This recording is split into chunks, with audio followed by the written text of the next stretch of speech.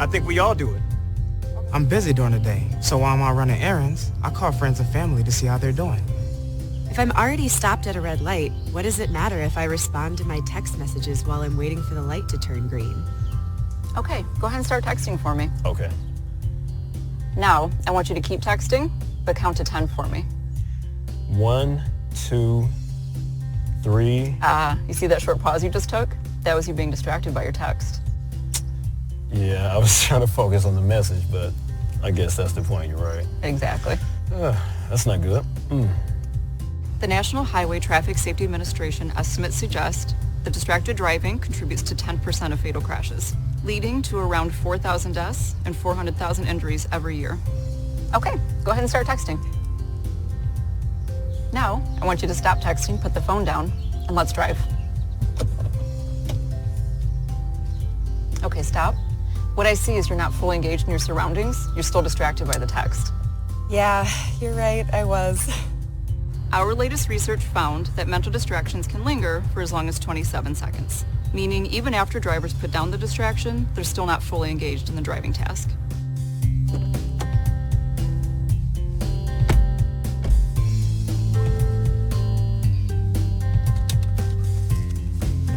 Okay, next time you get in the car, I want you to take your phone, put it in the center console, or a bag, that way you're not distracted by it. Yeah, I can do that. It's just not safe to drive while you're distracted. We can all be an example by putting our phone away while we drive. If an emergency arises while you're driving and you need to use your phone, pull over to a safe location and park your car. Be sure to have put your phone away and be fully aware of your surroundings before you proceed to drive again. Taking your eyes off the road, even for a few seconds, could cause someone injury or even death. Tell your friends and family the importance of not being distracted while driving to make our roads a safer place. AAA, a force for good for over 100 years.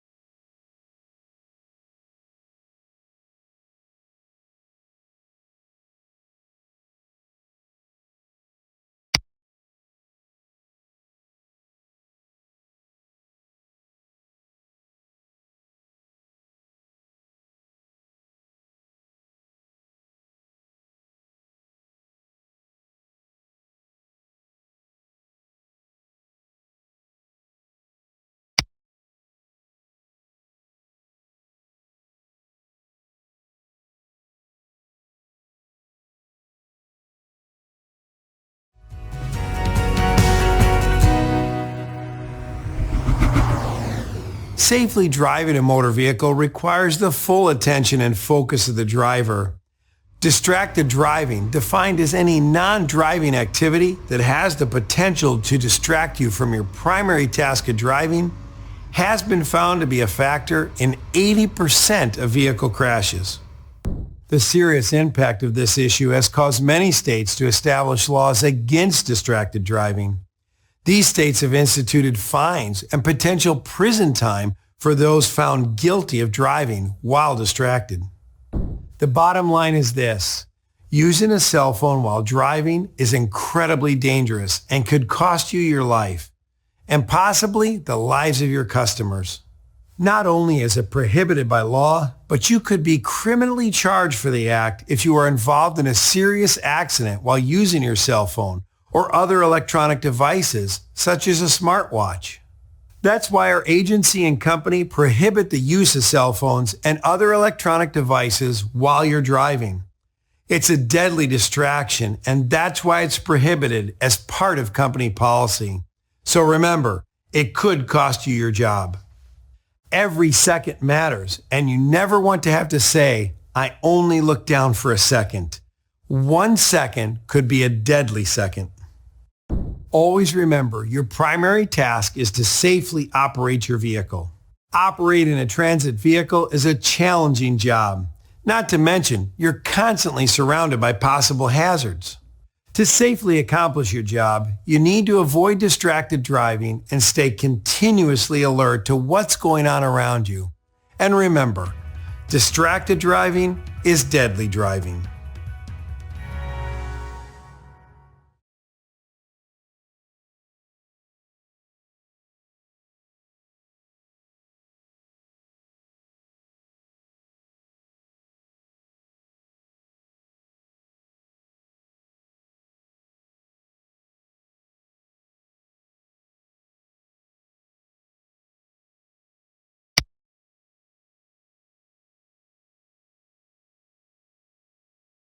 It was a split second. It took 2 lives in one day. You expect to be with somebody forever. He loved sports. He was an awesome father. Been together 32 years. The kids were always our top priority. He was always there for us. You felt love when you were around him. He'd go up to anybody to talk, carry on a conversation, no matter where we were at. He never wanted gratitude. He just wanted to help someone out. He just did it out of the goodness of his own heart. Sports were very big in our family. Dave coached, I coached. We just kind of had that connection.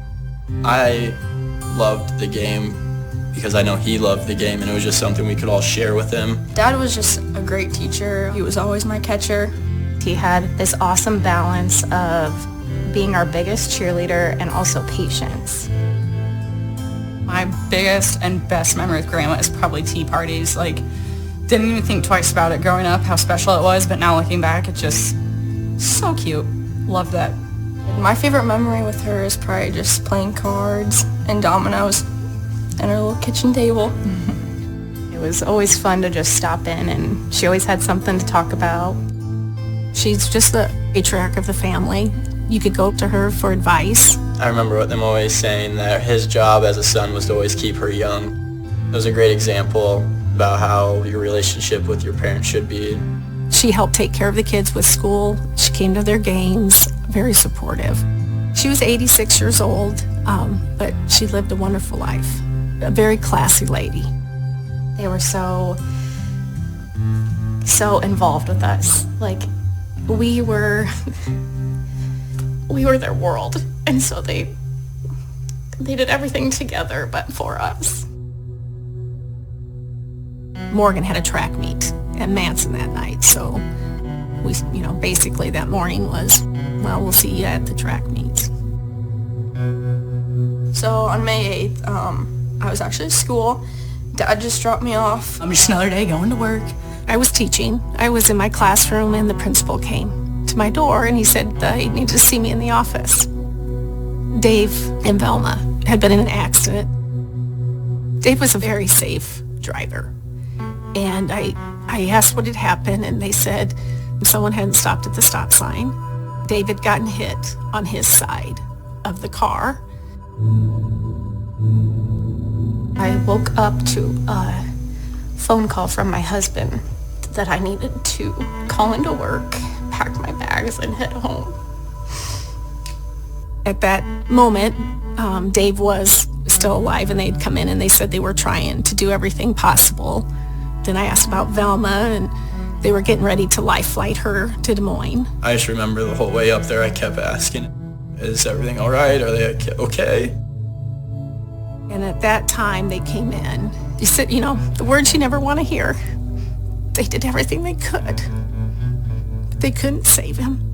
And then the hospital had called me in the meantime and told me Dad didn't make it. And I just remember I was yelling at the guy on the phone, just saying like, no, you got the wrong person. That's not me. You're at a loss. You don't know where to begin. But I know I repeatedly just said, I need you. There's nothing I could do because I know he was gone. There wasn't a scratch on him. He just looked like he was sleeping. I remember walking into the hospital and it was like everything was slow motion. Like I had a gut feeling. I think we all did. And I walked into the room and my mom and my little sister are sitting there, and the only thing I really remember is my mom saying that Dad didn't make it. Then I got to go in and see Velma, and I do remember the doctor just saying, don't tell her that Dave was gone, because they were very close and she wasn't awake. But I do believe that they can hear you, and so I just went in and I talked to her before they took her. She ended up passing away about 11:45 that night.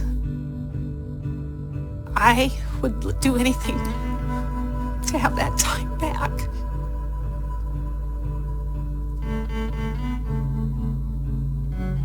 Because I never thought this would happen to my family.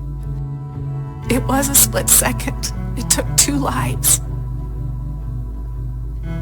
in one day. I never thought I'd lose my husband. I never thought I'd lose my mother-in-law to somebody texting. Was that text message that important? Because our hearts have been broken. Definitely tell my dad that he should be very proud of the woman he married. By far the strongest woman I've ever met and probably will ever meet. She has kept us 4 very close and has been our rock through this. At first it's baby steps. You've got 4 kids, and depending on you to step up, besides losing him, my husband, my friend. That split second changed our world for the rest of our lives. I have no idea what my kids are going through. Even though I lost my husband, they've lost their dad. Graduating high school, it was weird looking out into the crowd, not seeing your dad. Renee not having her dad walk her down the aisle 6 months after the accident. That broke my heart. My nieces and nephew would have a grandpa. Dave would have been like right down on the floor playing with those grandkids. He loved kids. He'd always, even in church, you'd catch him, he'd be making faces at the little kids and stuff, playing tractors in the stands at a basketball game. We're doing a very good job remembering them, and I think they'd be very proud. But I just wish we could tell them in person. Those are the good memories, too, that help you get through. The impact that he had on the kids. Classmates of the kids saying, Dave was at every game. He was always there to support us. But all that was taken away in one split second that somebody wasn't paying attention. I never thought this ever would happen to us. And it did. And it can happen to anyone else. And I don't want to see anyone go through it. Almost has to hit home for people to change. There's nothing that's worth it.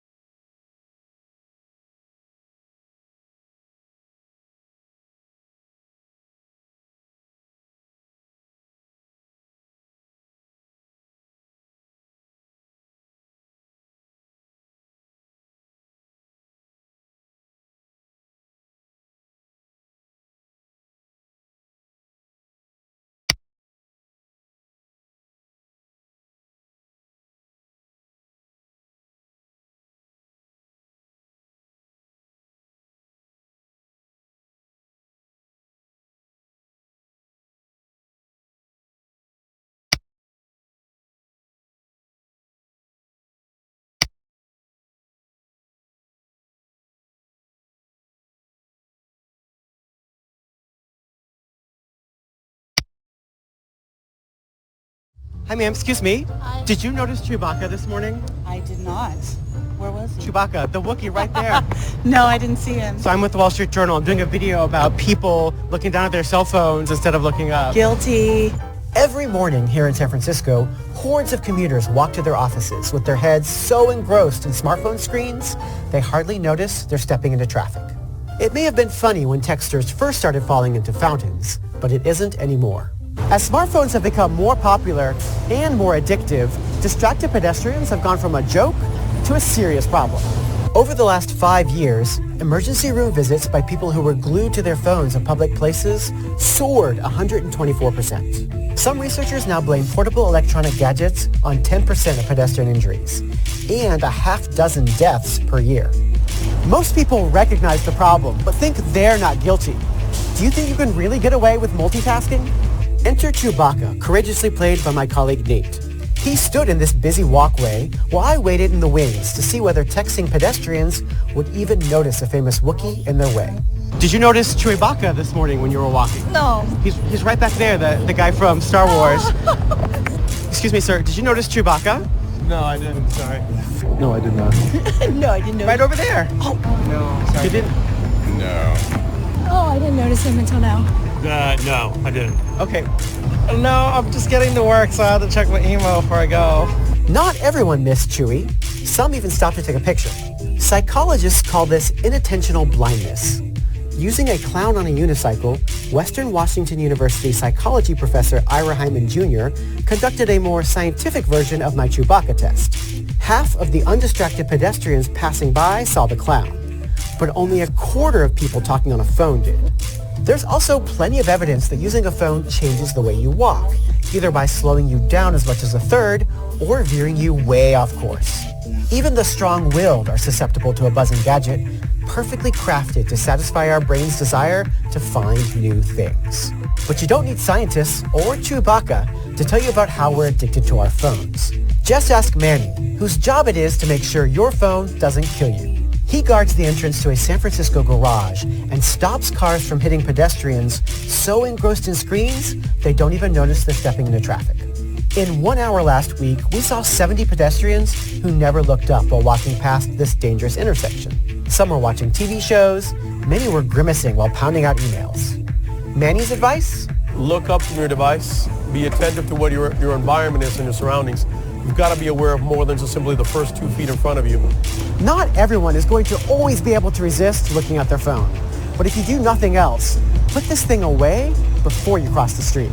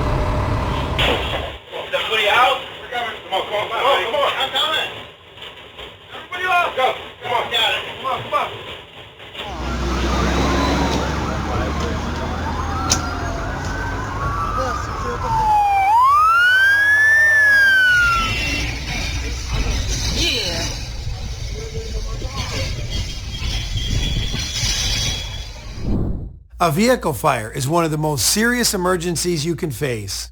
Both smoke and fire can be fatal and can spread rapidly. With most fires, you need to evacuate everyone immediately. Your priority is to protect people, then property. The three most common problems that lead to vehicle fires relate to wiring, hubs, and tires. Problems with all three can be prevented during your pre-trip and post-trip inspections, so be on the lookout for anything suspicious that could indicate a possible problem, especially one that could cause a fire. Before you get behind the wheel, you should know this critical information about your fire extinguisher: where it's located, how to use it, whether it's fully charged and ready for use. If your fire extinguisher is not fully charged, replace it with one that is before you leave the yard. Never continue to drive the bus if you suspect a fire. When you first notice or suspect a fire on your vehicle, you should stop the vehicle immediately and evacuate your customers as quickly as possible. Fires can spread rapidly, so don't delay in getting everyone to safety. Remember, don't hesitate, evacuate. Make sure to adhere to the 7 emergency management response steps and the protocols on evacuating.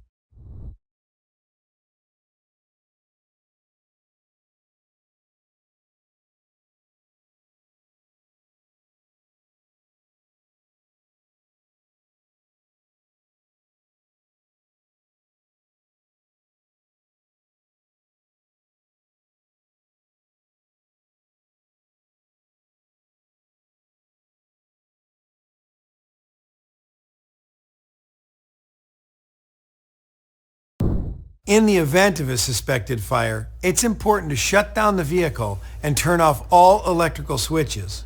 If it's safe to use the radio, notify the dispatcher of all the details as soon as possible.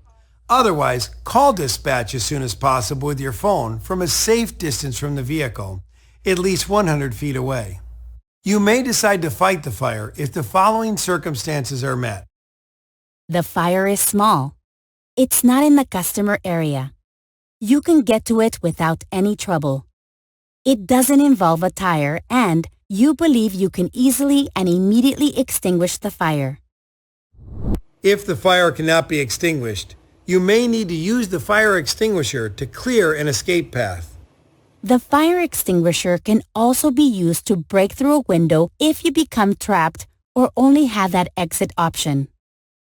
Do not attempt to put out the fire if you are unsure about anything. Instead, join your customers in a safe area outside the vehicle at least 100 feet away and wait for emergency responders.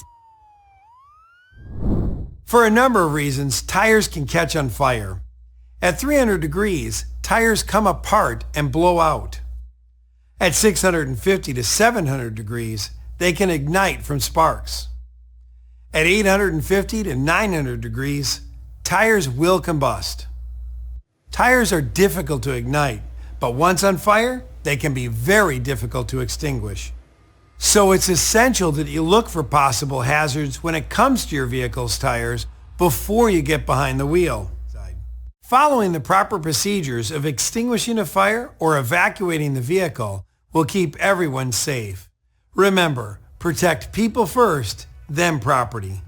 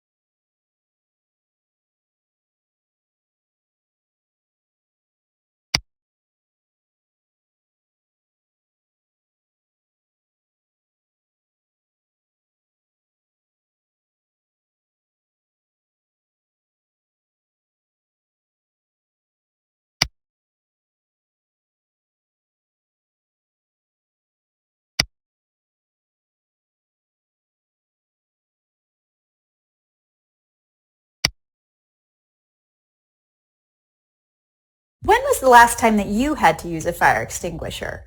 For most of us, fire extinguishers are one of those things we like to have around but hope never to use. Hi, I'm Rachel Walla with Ally Safety, and in this video, we're going to cover some quick tips on fire extinguisher use. It's going to include the types of fire extinguishers out there, when to fight a fire and when to evacuate, and lastly, how to use a fire extinguisher. So without further ado, let's jump right into it.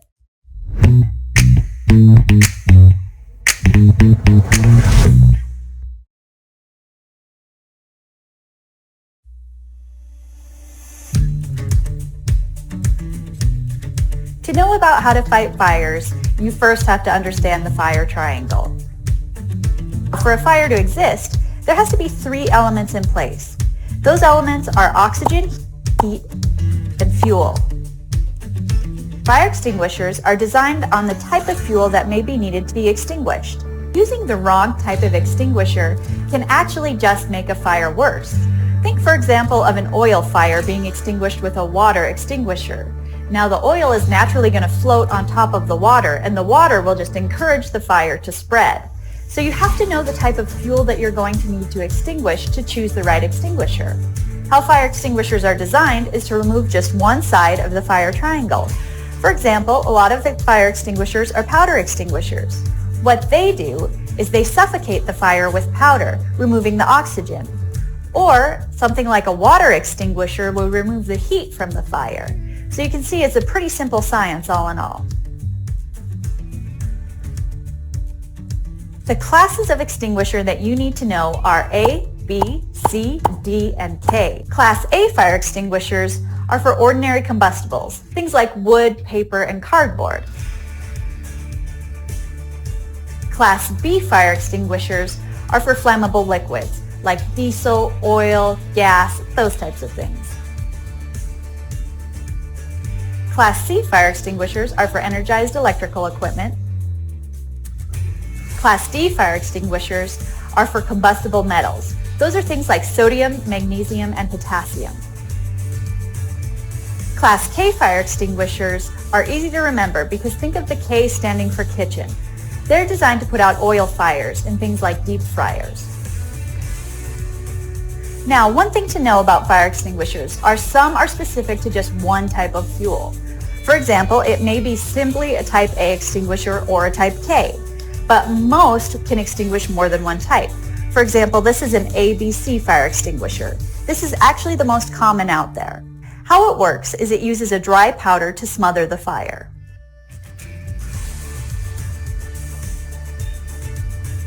Portable fire extinguishers are built to extinguish fires that are in the incipient phase. This is the phase that comes soon after ignition before the fire has really generated a lot of heat. A fire in this phase is roughly the size of an office trash can. Now you don't want to extinguish fires that have gone to the next phase, which is the growth phase. In the growth phase, the fire starts to generate heat and grows rapidly. A fire extinguisher isn't designed to extinguish a fire that large. In fact, you're going to run out of chemical before you get that far along. One thing to note when making the decision whether to evacuate or fight the fire is that most fire extinguishers only have enough extinguishing agent to last about 30 seconds. In the event of a fire, always make the decision that your safety is your priority. Never put yourself in the position where the fire is blocking you from the exit, and only fight it if you feel comfortable and safe doing so. Now, to fight a fire using a fire extinguisher, remember the PASS method. That's P-A-S-S. Pull the pin, aim the nozzle, squeeze the trigger, and sweep at the base of the flames from side to side.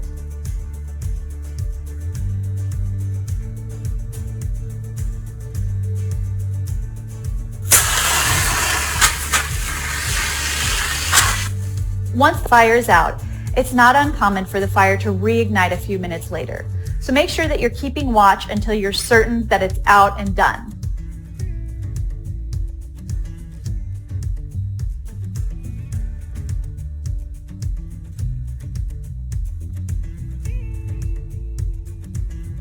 Okay, so now you know the basics of fire extinguisher use. Make sure you go around your work area and check that you have the right fire extinguishers for the type of fuel available. Also, check the fire extinguishers to make sure that they're properly charged and ready to go in case they're ever needed. Thank you so much for watching. If you enjoyed this video, remember to like and subscribe. Until next time, I'll see you later.